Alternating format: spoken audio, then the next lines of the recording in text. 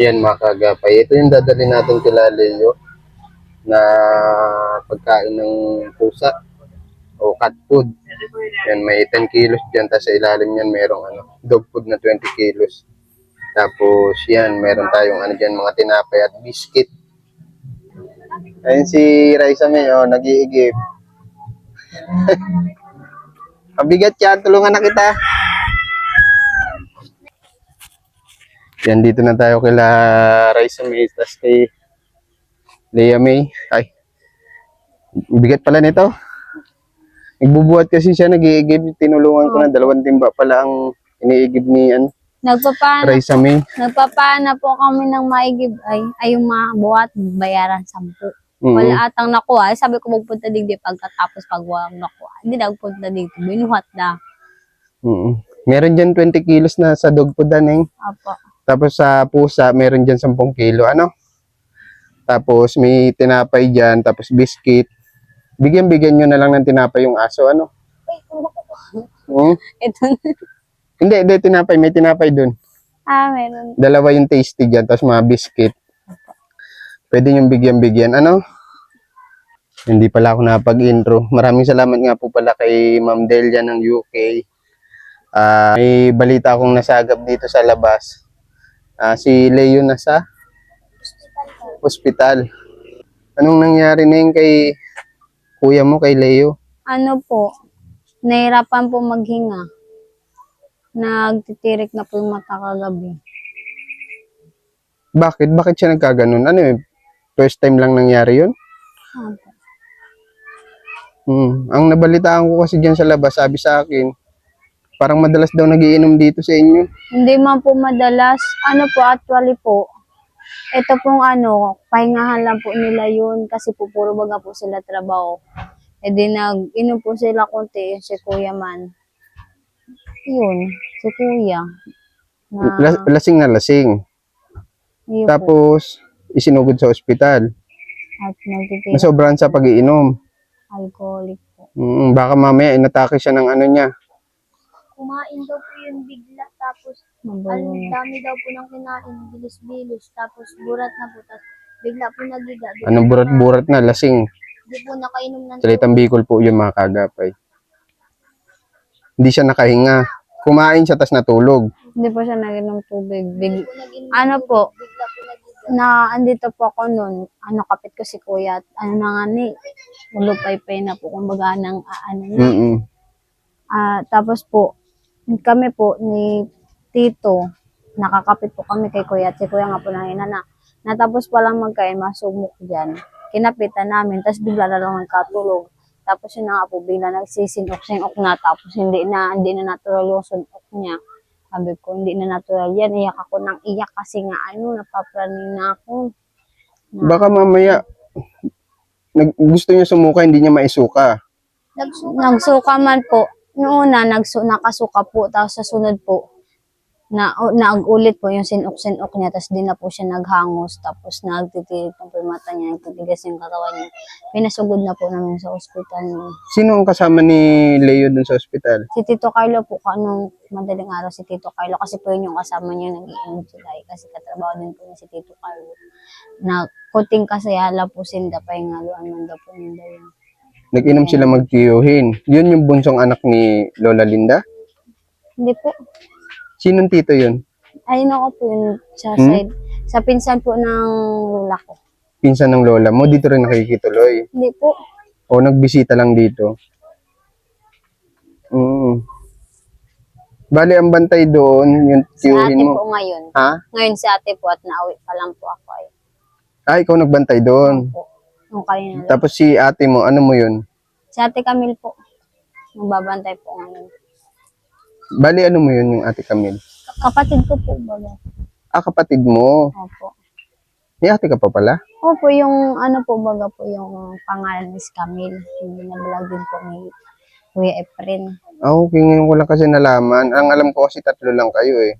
Opo. Kumusta naman si Leo ngayon? Naimasmasan na? Okay naman na po. Na kanina lang nahirapan lawagin nga, pinoxygenan ulit. Tapos okay na din. Na daw siya, nakakainga na daw siya, naayos ka, pinalis niya. malakas na din magkain. Ang ano na lang po doon, ang problema na lang po doon, yung pambayad. Kasi talaga po hindi na po talaga daw yung sagot ng hospital. Kasi daw po alcoholic daw po. It means kami daw po ang mabayad nun. Kaya po hanggang ngayon, hindi si Kuya niluluwas at wala po pambayad ngayon. Walang pambayad. Alam ko 0 billion. Ano po, mayroon Hindi po saklaw? bayad. May bayad po, nandun po kasi yung papel eh. May laboratory, may basta madami po nandun. Hindi nilakad sa malasakit ng ate mo? Nilakad po PhilHealth? kanina, kasi Oo. po, hindi daw po talaga kasi alcoholic na talaga kami. Kasalanan nung kapatid mo, kuya mo. Dahil sa alak. Yan nga ba ang sinasabi ko.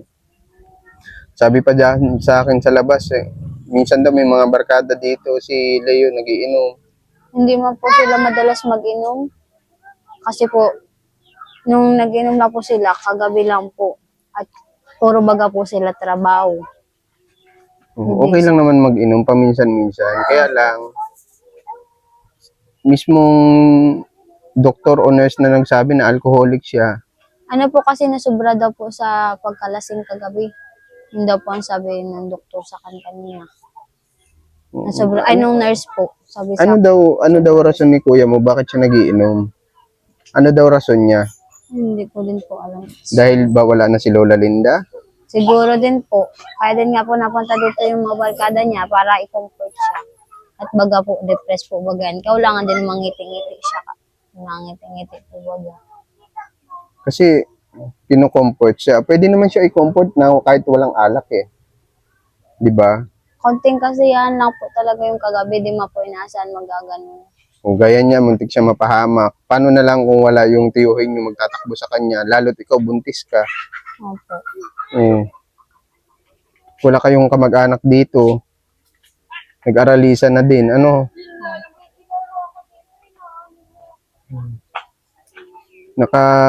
Nakagisnan niya na mag-inom. Kahit siguro yung buhay pa si Lola, para inom na siya dito.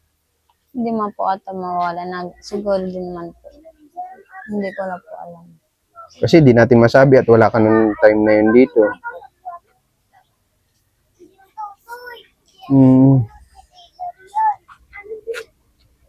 So, paano ngayon yan? Magkano yung inaabot ng bill nyo? Ang laki nga po, 3,526 ang nakalagay po doon. O nagdadagdag yun habang nasa loob siya. Hindi man po kasi naka-wheelchair lang po siya. Inano lang po, yun lang po talaga yung babayadan. Nasa ER laman po siya. Hanggang ngayon. Opo, hanggang. Nasa ER pa din siya. Hindi siya inadmit. Hindi po, kasi alcoholic man daw po yun. Ano daw po, lasing man po. Baga nung pinunta daw doon. Hindi ko kasi alam na saklaw pala, hindi pala saklaw ng ano yun. Ng ospital. Yung mga ganung bagay. Kaya daw po, sa amin daw po talaga yun. Kami daw po talaga magastos nun. Saan nyo kukunin ngayon yun? Nga ni po, ay naghahanap po kami ng mahiraman sa mga kamag-anak namin. Lalo't, At kanina po, akong pamasahe, naghiram lang po kay tita ng 200. Wala po magastos sa pamasahe. Tapos wala po kasi sa pagkain doon. Kaya ayun. Wala po kasi bantay na nag-uwi na din po si Tito Carlo nun ay. Ang alam ko, pagkakaalam ko, binigyan siya ng puhunan. Nagtrabaho man po siya para pandagdag po doon sa puhunan po na yun. Iba po puhunan 2K. Dadagdagan niya po kasi mabili pa po ng mga gamit. Yun din po ang balak mo kaya dadagdagan. At nagsabi na po sa akin ng isang araw lang. Kaso hindi siya nakapagtinda pa. At kulang pa yung gamit niya. Opo. O baka mamaya sa alak naman din napunta yung pera. Hindi mo po. At di pa manasulo. Ganyan. Si kuya mo, yan na nga ba yung magiging problema Simula nang nawala si Lola Linda, o kahit di naman pa nawawala si Lola Linda, may mga barkada nagiinom dito. Ginagawang tambayan daw itong bahay nyo. Dapat hindi ganun ng Leia May. Lalo't babae kayo. Hindi ko naman sinasabi na wala akong tiwala sa mga kaibigan nyo. Kaya lang, wala namang gumagabay sa inyo. Kayo lang mismo magkakapatid. Dapat, hindi na kayo nagpapasok ng masyadong kaibigan dito at napupunta lang din sa pagiinom. Ano? Gaya niyan, ano nang nangyari dun sa binigay ni Papa sa kanya kay SPTV? Naman po. Hindi ko lang po alam sa kanya siya po yung nakakapit. Hindi ko man po yung kinakapitan at hindi ko man po alam ang usapan nila. Basta po ang sabi sa kanya kuya, madagdag, ano niya pa daw po yun. Magtatrabaho pa daw po siya para daw po madagdagan yung punan niya at may mga gamit pa daw po dapat pinabilihin. Kung baga po, itong patitian. Ang pangit po kasi kung mauling tayo. Mauling po kami. Di ba po? Kaya po, gasol. Tapos si mga laagan. Yun pa po ang problema dyan. Gamit, gagamitin, Gamit pa po. mga kaldero, lutuan. Anong balak niya bang i-negosyo sana? Hindi ko Kasi ang lang sabi po. niya sa akin, yung mga napapanood niya sa Facebook, Hindi Yun, ko lang po yung sure mga kay niluluto. kuya. Ano po, ang pagkaalam ko lang po, ang sabi niya po doon sa vlog ay, like street food po. Street food, like, kikiam, fishbowl, quick, kahit ano pong street food. Yun po ang alam ko. Hindi ko naman po alam kung anong usapan na nila ni kuya. Paano? Problema dyan, paano nyo mailalabas si Leo dun sa ospital? Kasi Siguro, ganito na lang, hindi ko alam ko kasi kung tatanggapin yan dito sa Kapitolyo eh. hindi din po kasi, yun din po nilakad ni ate habang nagbabantay ako sa munisipyo, Kapitolyo. Wala din talaga, wala. Din po. Dahil nga, kasalanan din ni kuya mo. At nag-inom siya, Nakalagay po nagparainom. doon kasi alcohol. Ibig sabihin daw po, bulat na po. Lasing na lasing. Lasing na lasing. Nag-ano na ba kayo? Nagtanghalian na kayo? Hindi pa nga po. Nagugutom na ako. Minapay naantay ko lang po dati yung uwi. At din po. Wala kayong tanghalian? Wala nang grocery natira dito sa inyo? Wala na po. Ano lang po yun. Sa bagay, marami kayong kamag-anak nagpunta dito eh, no? Ano lang po yung bali po yung uling ng pinabili po ni Kuya Efren. Ano lang po sakto din po sa sa paglibing ni Lula. Sakto din po yung bigas na isang sako po. Sakto rin po yun. Tapos yung ang natira lang dyan, puro tinapay ka. Pinamigay na kasi bawal po baga na may matira dyan. Iyo po ito. Nagluto. Kasabihan ng mga matatanda. Saktuhan lang po dun. Buti nga po at nagsakto lang, hindi nagkulang. Kaya po nagkakahoy kami. Pero ngayon, nag-uling kami ngayon. Kasi puro kami kahoy, mauling na. Yan naman, hindi nyo pwede lutuin yan. At para sa aso at pusa yan. Baka kainin ni Raisa. Nagutom na pati si Raisa May. Uning, kain ka muna dun yung may tinapay dun, ha? Kain ka muna. Sige na, kuha ka na. Ang dami po kasi nilang alaga dito. Yung mga tuta, aso, yan. Dapat din, lagi sila may tubig na inumin na malinis, ha? Para hindi sila, kasi dry foods yan, mabilis makauhaw sa kanila yan. Kailangan lagi sila may tubig, malinis, ha? Siya nga pala, may tatanong ako, may pinabili daw dati dito, ay may pinabigay dati dito si Ma'am Delia ng yung mga bowl. Bowl po. Ayun po, tapos nasunog yung iba. At baga po nawala man po baga ako dito na matagal. Hindi ko na po alam kung ano nangyari dyan. Tapos ito, nung nagdating po ako, malinis-linis pa man po yan. Kaso, nasunog yung iba. At pati yung naglinis dito nung patay si Lula, hindi namay. Excuse me. Kaya yun po. Si Lula man po bagalat, nung nabubuhay baga po, kinuha po bagalat kaya nang gamit dito. Pati yung kainan ng mga aso? Hindi po, yung mga plato lang dyan. Lahat po kinuha. Ning, kain ka na, Ning. Raisa May, at baka maubos yung daliri mo. Magkakan ka na. Kain na kayo. Nagkakape ka, Ning? Nagkape na po ako, kakakape ko po lang po. Yan, biskwit. Sige na. May pinabibigay dito si Ma'am Delia pa, 500 ito. O, tabi mo dyan, pang dagdag mong gastos ha. Opo, salamat po. Galing yan kay Ma'am Itatabi ko Delia. na rin po to doon sa ano, para dagdag doon sa bayadan. Sana may maglapit na, ay sana may magpautang sa amin na ano, kamag-anak namin. At malaki-laki po bagay yun. Kapag hindi po yun kasi binabayaran, nandun lang si kuya. Kaupo lang doon sa ano, ER. May rasyon siya ng pagkain dun, wala. Kasi nasa Kasi po emergency nasa siya ER eh. pa lang po.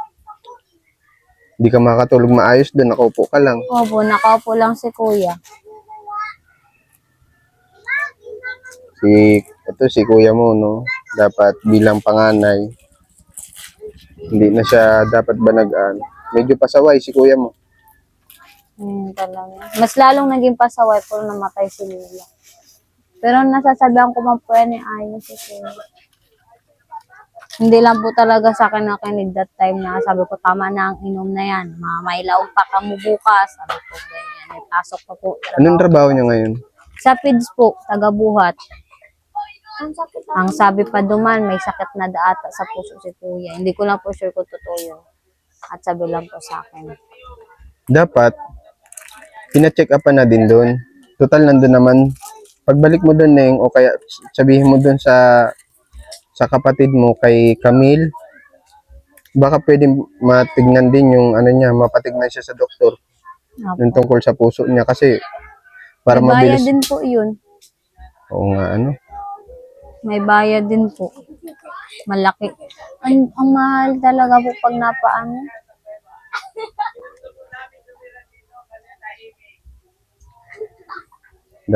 Dapat talaga hindi na siya nagpapasaway ba? At gaya niyan, hindi niya naman alam kung saan kukunin yung pambayad. Dapat bilang panganay, siya naggagabay sa inyo. Oo nga po, siya po nagagabay. Eh kasi siya nga, nagtatrabaho nga po para may pangkain din kami at yung isa nga po, lingguhan ng sahod yung isa. Yung ano ko po, asawa. Si Kuya Aldawan po.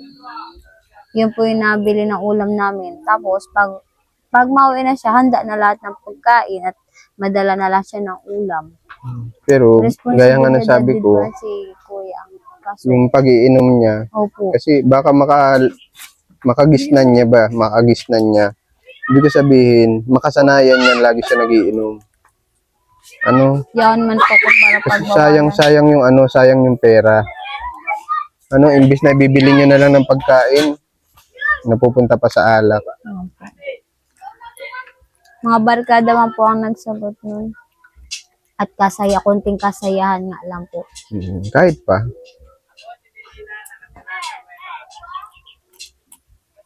Pwede naman magsaya kahit walang alak eh. 'Di ba? Opo. Lalo niyan, kakamatay lang ni Lola Linda. Yan, ganyan pa nangyari sa kanya. Nasobrahan sa pag-iinom. Halos po talaga din makahangos yan si Kuya kagabi. Madaling araw nagsisisigaw ako dito at madaling araw na po. Pwede maka-apekto sa pagbubuntis mo yun. Huwag naman Po, sana. nagsasakit na yung tiyan ko noon. Tarantan, na po talaga ako. Hindi ko na alam ang gagawin ko. Pinagsisigawan ko na silang lahat. Pinagmamura ko na sila lahat. Tapos naglululundag pa ko at dahil ko na alam ang gagawin ko. At si Kuya talaga dahil nakakahangos. Paypay doon, paypay ako dyan. Ganon ako at nasisibot ako maigi noon. At si Kuya nga ni po, gagaagaw buhay na sa ganun. Dahil naman na po normal kung sinuk lang ito. Talagang nahirapan na si Kuya maghangos. Tapos yung that time na yun, nagtigil na si Kuya mag ganun. Mabuti Tapos at nagapan. kinapitan po no asawa ko yung tiyan ni Kuya. Dahil na naghahangos, nagtitigas ng katawan, tapos at yan nagtitirik na yung mata ni Kuya. Kasi lalo't dumaan din siya sa depression si kuya mo eh. Baka isa rin yun sa nakadagdag sa kanya eh. Opo. Kasi sinasabayan niya ng alak. Madaling araw. Alas 2 na po ako nagkatulog. Huwag ka masyadong Huwag ka masyadong Nagsasakit. maghagas. Huwag ka masyadong magpahagas. Mag-alala at alalahanin mo may dinadala kang bata. Opo. Ano? Makaka-apekto kasi yun sa kapag apektado ka, apektado rin yung anak mo na sa sinapupunan mo. Ano? Opo. Nagsasakit na nga po tiyan ko noon ng tagal mo. Nagtitigas. Masakit din po. Pangaralan mo si kuya mo, ha? Yung kung ano yung Sinabihan sinabi. ko na nga po at sabi ko, bawal na mag-inom ah. Di mo alam kung ano nangyayari sa iyong kasubang. Sabi ko ganyan. Buti nga at may service sila. Kung hindi, mahanap pa rin tricycle para lang maipunta siya sa probinsyal. Hindi ko naman siya mabisita doon at bawal Video. mag-video doon. Sige Ning, mapunta na ako, ha? Sige po, marami po salamat dito. Mm. Alam ko, mas ikaw yung nakakaunawa sa sitwasyon nyo. Ano? Opo. Yung sinabi ko sa'yo, sabihin mo na lang kay kuya mo, ha? Opo. Huwag na kami siyang pasaway. Hindi natin alam kung may sakit siya sa puso. Ano? Opo. Huwag matigas ang ulo. Kasi wala na kayong umaalalay sa inyo. wala nang nagpapayo sa inyo. Buti na lang may mga mababait kayong ditong Opo. mga kaibigan ng nanay, may mga nanay ng kaibigan nyo. Pero yun nga sabi ko, itong bahay nyo, pahalagahan nyo Ning, ha? Kasi wag bang maging tambayan. Kasi pangit naman yun, Kasi may napagkwento sa akin sa labas madalas nga daw nagiinom dito. Akala Sinabi ko na yan kay kuya mo noon. ayun noon po. Kaya lang, ewan ko kung pumasok sa kanan tapos lumabas sa kaliwang tenga. Raisa May. Parang si Rizal. Pasok sa kanan, labas sa kaliwa. Pero ang turing naman namin sa inyo, pamilya, Opo. Kaya lang, kailangan kasing gabayan kayo, pagsabihan. Sino na lang ang magsasabi sa inyo, kundi kami din. Opo. Balitaan mo na lang ako Ning sa kay kuya mo. Alam ko si kuya mo nakaano sa akin Pwede niyo akong i-message siya kung ano na sitwasyon ni kuya mo. Opo. Hindi, yan ang problema natin ngayon, yung pambayad. Yun nga. 3,000 magkano yun? 3,526 po. 3,526. Malaki-laki. Ilang araw niyo ng konsumo yun? Ilang linggo na yun? Napunta pa doon. Mga 3 linggo pa yun. Magkain na kayo Ning, ha? Magkain na kayo. May pansaing kayo? Bibili mo na yung pansaing. Masaing pa lang po. May bigas pa kayo? Meron pa po. Ulam, wala. Wala, yun lang po ang problema. Ulam. Luto na lang kayo. Tipid-tipid muna, ha? Opo. Ingat Salamat kayo po. palagi. Lagi kayo mag-pray. Opo. Walang ibang hindi rason ang pag-iinom para maibsan yung kalungkutan na nararamdaman ni kuya mo, ha? At sabihin mo sa kanya tama, okay lang yun, nagtatrabaho siya para sa inyo. Kaya lang kung namimiss niya si Lola Linda, ipag-pray niya na lang, huwag na idaan sa alak pa. Kasi baka mamaya pagbawalan na talaga siya uminom. Ano sabi ng doktor sa kanya? Wala man po. Wala man. Iwas-iwas muna kami sa pag-iinom, ha? At huwag ka mong pasaway at kagagaling nyo. Alam mo, galing pa lang kayo sa malaking mabigat na pinagdaanan nyo sa buhay na wala na si Lola Linda. Lagi kayo mag-iingat, ha? Opo. Mapunta na ako, Raisa May. Salamat po. God bless sa inyo, ha?